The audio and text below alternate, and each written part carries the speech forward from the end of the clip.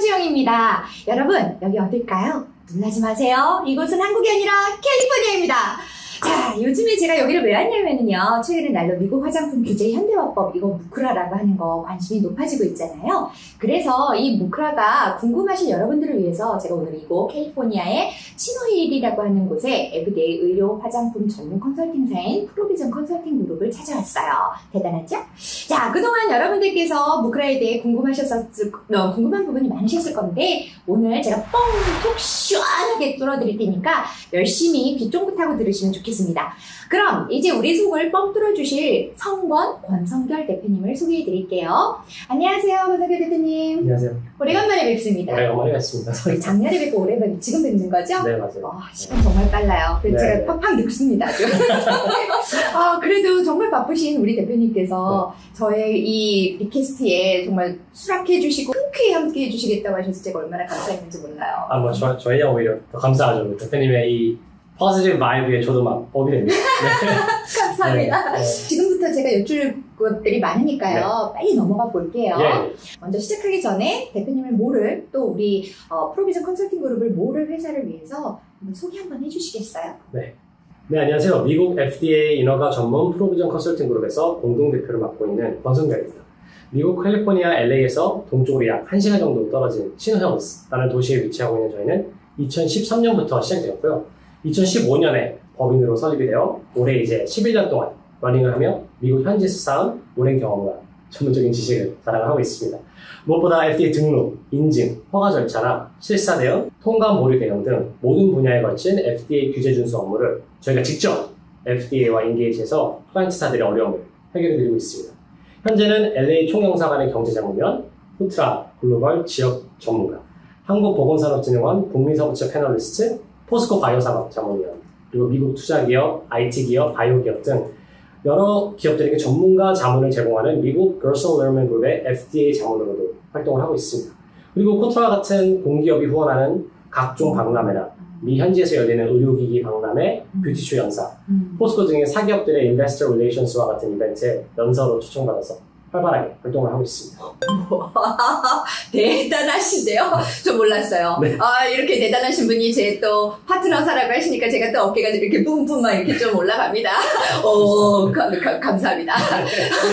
자, 그러면 화장품 규제 현대화법, 이 무크라가 정확하게 좀 뭔지 설명을 좀 해주시겠어요? 네. 무크라가 생긴 이유는 그 전에 있었던 BCRP라는 규제가 효과적이지 못하다고 FDA가 결론을 내렸기 때문입니다.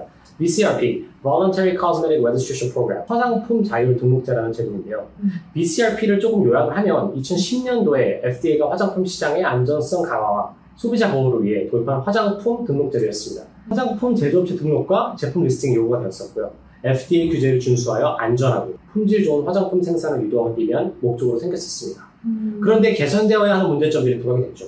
세 가지 문제점을 추려보면, 첫째로 자율 등록제라는 특성 때문에 기업들의 참여도가 만족스럽지 못했고요. 그리고 둘째로 참여한 BCRP 데이터가 너무 미약했기 때문에 화장품 시장을 심도 있게 파악하고 규제하는 데에는 어려웠어요.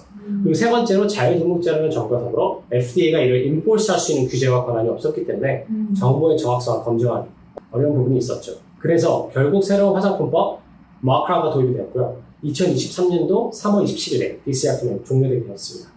이런 BCRP의 미흡한 점들을 보완하기 위한 새로운 화장품 규제가 바로 무크라, Modernization of Cosmetics Regulations Act인데요.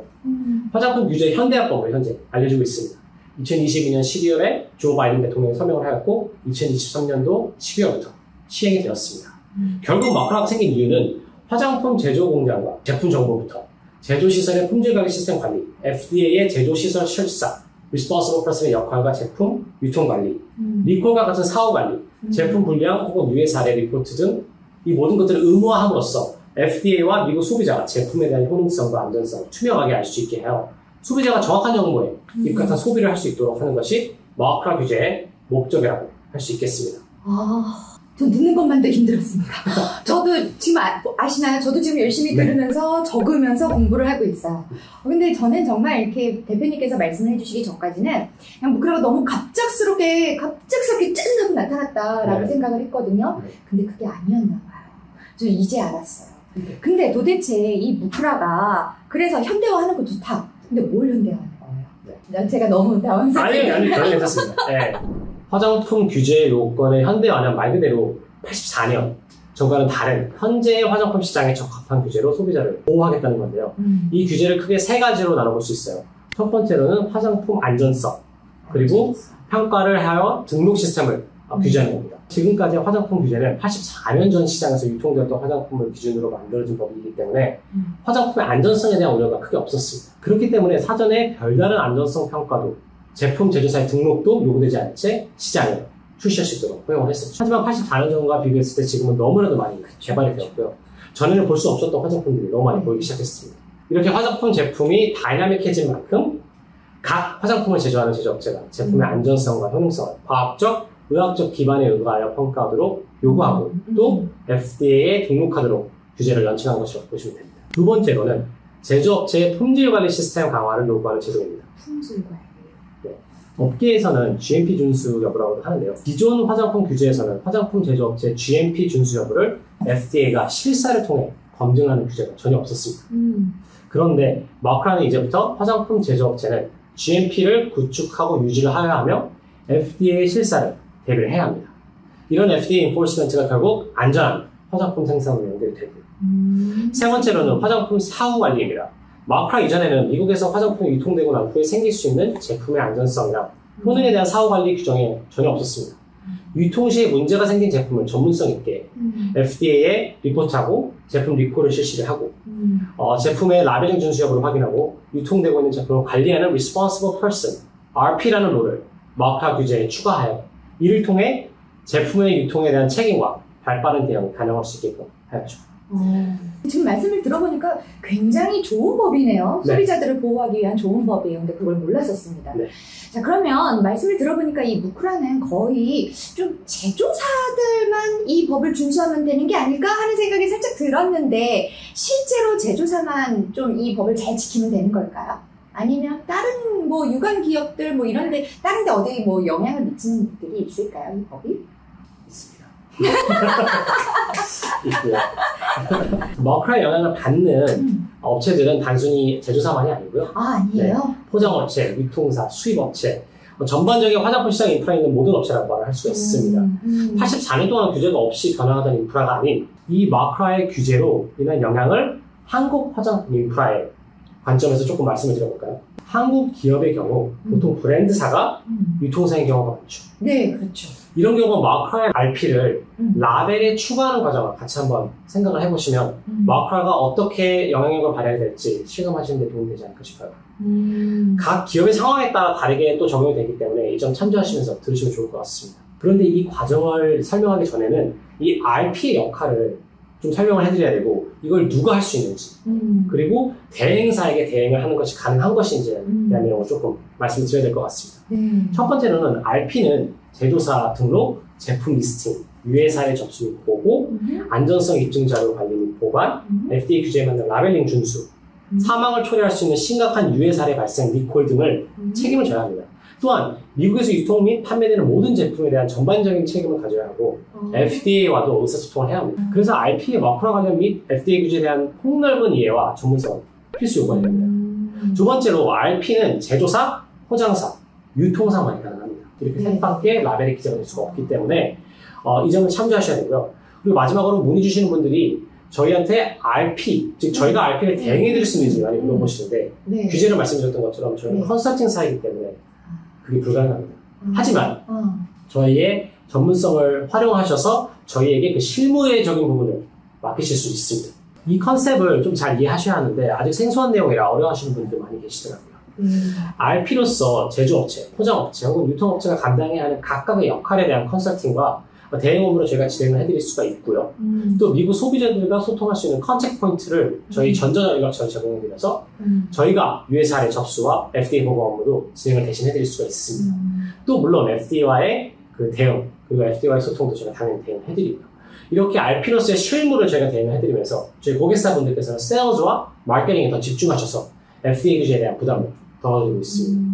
이 RP에 대해서 더 궁금하신 부분이 있으시면 저희 프로그램 유튜브에 업로드되어 있는 영상들 확인하시면 도움이 될 거고요. 자, 이제 RP에 대한 내용을 제가 조금 말씀을 드렸습니다. 와, RP. 생각보다 어렵습니다. 네. 그러면 도대체 우리 셀러들이 이제 아마존에서 판매를 하거나 혹은 미국 시장에 진출하고자 하는 우리 한국의 많은 기업들, 셀러들이 이 RP를 어떻게 받아들여야 되는 거예요? 너무 궁금해요. 그래서 한국 브랜드사들이 이제 이 RP를 어떻게 받아들여야 되고 어떻게 언팩해야 되는지 좀 말씀드려볼 건데요. 일단은 RP를 라벨에 추가하기 위해서는 자체적으로 RP를 진행하실 건지 혹은 다른 대행사에게 업무를 맡기실 건지부터 결정을 하셔야 돼요. 그리고 그 결정을 하신다면 자체적으로 수행하실 거라면 이제 FDA에 대한 충분한 전문성이 있으셔야 될 거고 또 전담 팀을 구축을 하셔야 될 겁니다. 그렇게 해서 역할을 감당하실 수 있는 방법이 있고요. 또 다른 경우는 전문성이 충분히 겸비된 인력들로 팀을 구축하는 것이 현실적으로 쉽지 않다. 그럴 경우에는 내부 우리 인력들에게 FDA 업무를 추가로 지정해 주시고 트레이닝을 시켜주시고 혹은 고용을 또 따로 하셔야 되는 상황이 됩니다. 어느 쪽이든 추가 비용, 인력, 시간이 소요가 되고 리스크가 발생합니다. 또 이제 다른 방법은 이제 대행사에게 맡기는 건데요. 이제 일단 전문성이 있고 신뢰할 수 있는 RP를 찾으셔야 되겠죠. 그리고 전문성과 신뢰를 겸비한 대행사를 찾으셨다고 가정을 하면 이제 미국에서 유통하려고 하는 모든 제품의 라벨, 이제 이 RP의 내용을 기재를 하셔야 됩니다. 또 미국 라벨링 규제에 맞게끔 라벨링 규정을 또 따로 준수를 하셔야겠죠. 그래서 제조사들과 논의를 하셔야 될 거고 이제 앞으로 미국으로 유통될 모든 제품의 랏은 새롭게 제작된 라벨로 프린팅을 하셔야 되고 그런 상황이 벌어지면 벌써 자체 규제 팀을 유지해야 되는 비용, 추가적으로 라벨 작업과 이런 여러 가지 비용이 발생하게 됩니다. 말씀만 들어도 머리가 지끈지끈해집니다. 네. 그래서 새롭게 마크를 준비하고 있기 때문에 시행착오가 계속 생길 겁니다. 이 과정 속에서 미국 런칭은 계속 지연되고 있고요. 이런 식으로 추가 익스펜스가 생기고 세일즈 오퍼튜니티는 놓치고 이런 상황이 계속 발생이 되기 때문에 여러 가지의 상황이 생길 수 있습니다. 뭐 이걸 다 얘기하려면 너무 시간이 많이 드니까 여기까지만 하겠지만 마크로 인해서 느낄 수 있는 영향 그리고 영향력과 임팩트를 조금 피부로 느끼실 수 있는 그런 뭔가를 존시가 되지 않나 싶습니다. 조금 피부로 느낀 게 아니고요. 완전 대박 느꼈습니다. 네. 말씀을 들어보니까 와, 이 무크라 준수가 생각처럼 쉬워 보이지 않다. 그런 생각이 정말 너무 아주 절감을 하게 되는 것 같아요. 그렇지만 또 한편으로는 그렇기 때문에 이렇게 어렵기 때문에 이걸 정말 제대로 준수해서 진행을 한다라고 하면 완전히 큰 차별성이 있는 그런 꼭지점이 되지 않을까 그런 생각이 듭니다. 그런데 이렇게 화장품이 무크라의 영향을 받는다. 이거는 제가 이제 이해를 했어요. 알겠어요. 아직 아마존 가입 안 하셨다고요? 그럼 따라해볼까요? 첫 번째, 저희 팸글로벌에서 제공하는 링크로 웨비나 신청하기. 두 번째, 웨비나 참석 후 화면 캡처하기. 마지막 세 번째, 캡처 화면 첨부해서 팸글로벌 설문조사 참여하기. 이 모든 과정을 완료하신 분들께는 시장 조사부터 상품 등록, 배송 준비까지 아마존 신규셀러에게 필요한 모든 것이 정리된 입점 체크리스트를 드립니다. 지금 바로 웨비나 신청하세요. 근데 그 외에 또 이 무크라의 영향을 받는 그런 상품들이 또 있을까요?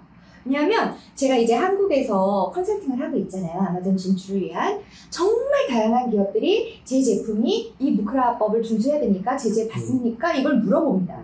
특히 뭐 아기 뭐 물티슈 같은 것도 물어보고요. 되게 다양한 종류의 것들이 질문이 들어와요. 그때 저는 항상 대답을 못 해줍니다. 좀 알려주세요. 네. FDA and CAT 연방식품 의약품 및 화장품법이죠.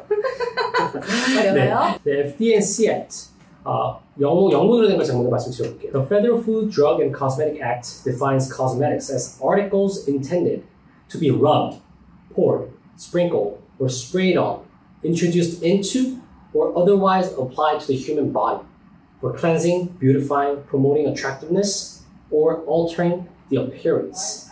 번역하면 화장품은 몸의 청결, 아름다움 증진, 외모 형상 및 변경을 목적으로 사람의 몸에 문지르거나 부으거나 뿌리거나 다른 방식으로 적용되는 물품으로 정의되고 있습니다. 이 정의의 범위 안에 있는 모든 제품들이 화장품이라고 할 수가 있고요. 마크라가 적용이 됩니다. 기업분들께서 지금 물어보시는 물티슈, 기저귀, 비누, 뭐 플로라이드 프리, 치약, 비듬 샴푸와 같은 기능성 제품을 제외한 샴푸, 그리고 바디용품, 향수, 뭐 인조 속눈썹과 손톱, 관련 접착제 등에 대해 물어보시는데 모두 화장품에 분류가 됩니다.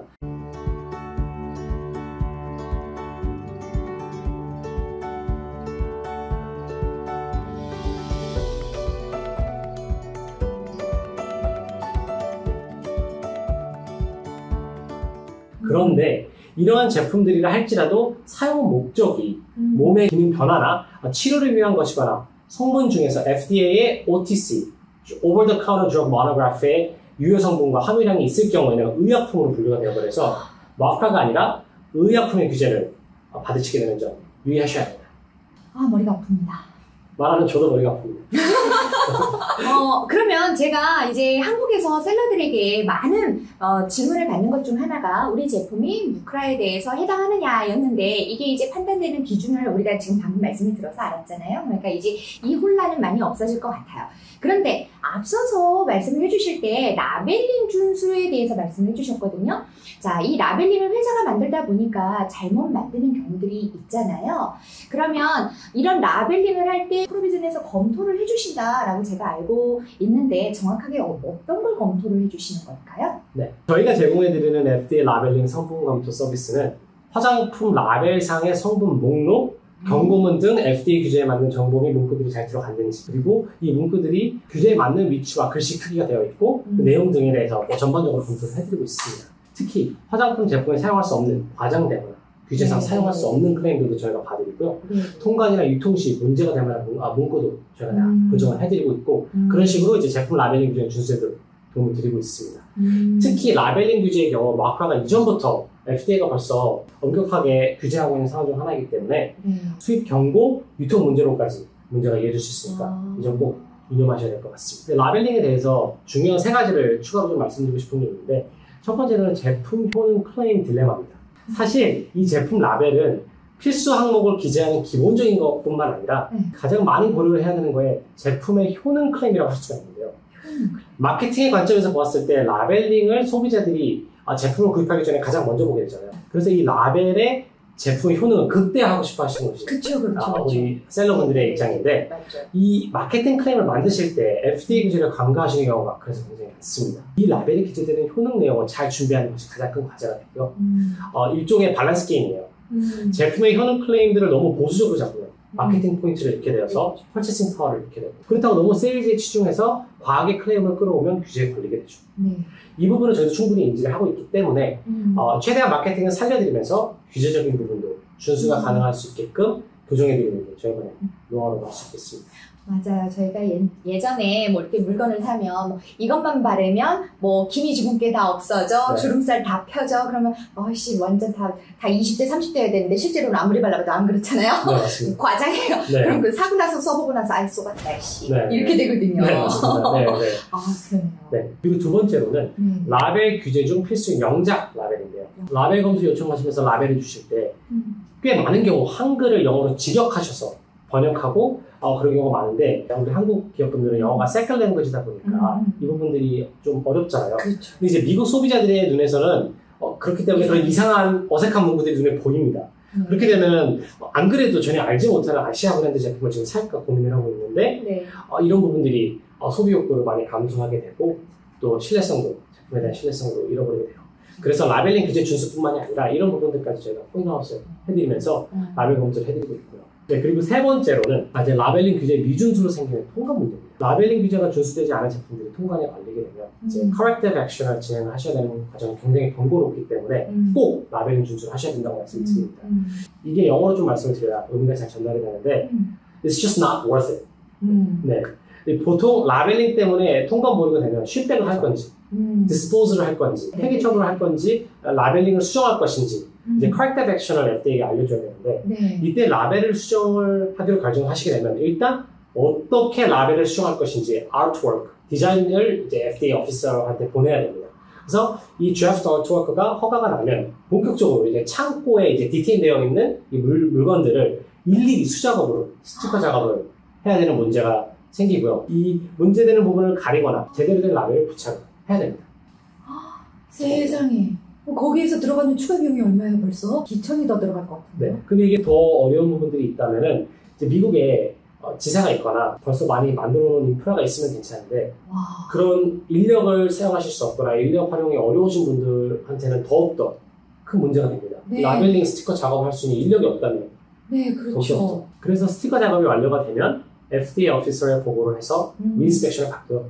이제 리인스펙션을 받아서 물건의 릴리즈가 됩니다. 이 과정 자체에서 재정적 손실, 시간적 손실, 이런 부분들을 미리 사전에 막아야만 앞으로 유통하시는데 불필요한 지출이 없을 수 있습니다. 이 라벨링 준비를 스티커 같은 걸로 해도 되는 거예요?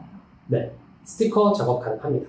진짜요? 방금 말씀드렸던 것처럼 스티커로 이제 기존에 있던 라벨링에 부착하셔서 우와. 유통하실 수가 있습니다. 그러니까 미국 오프라인 유통은 된다라는 거군요. 근데 이제 저는 아마존 강사잖아요. 아마존의 입장에서는 스티커 부착 안 되거든요. 아마존에서 물건을 판매하기 위해서는 아마존의 정책은 영구적으로 떨어지지 아니하는 형태로 되어 있어야 한다. 해가지고 아예 인쇄가 되어 있어야지 통과가 되거든요. 이 점은 FDA법과 아마존의 정책이 약간 다르다라는 게 느껴집니다. 이제 그 부분에 대해서 조금 생각이 드는 부분들이 있다면 이제 FDA도 혹시 그쪽으로 가지 않을까라는 생각이 저도 갖고 있는 부분이 뭐냐면 이제 스티커는 훼손이 될 수가 있잖아요. 네네. 그래서 이제 아마존의 입장에서는 이제 이거를 더 컨설베이티브하게 보기 때문에 네네. 아마 아예 프린트가 되게끔 나오는 걸로 방향을 잡은 것 같은데 FDA도 그 부분에 대해서 언젠가 코미트가 있지 않을까라는 게 제 생각입니다. 그러면 그냥 아마존의 정책을 더 준수해서 조금 더 보수적으로 확실하게 준비를 하는 게 더 낫겠네요. 네, 스티커가 맞습니다. 된다가 낫겠죠. 저도 그 부분에 대해서 동의합니다. 알겠습니다.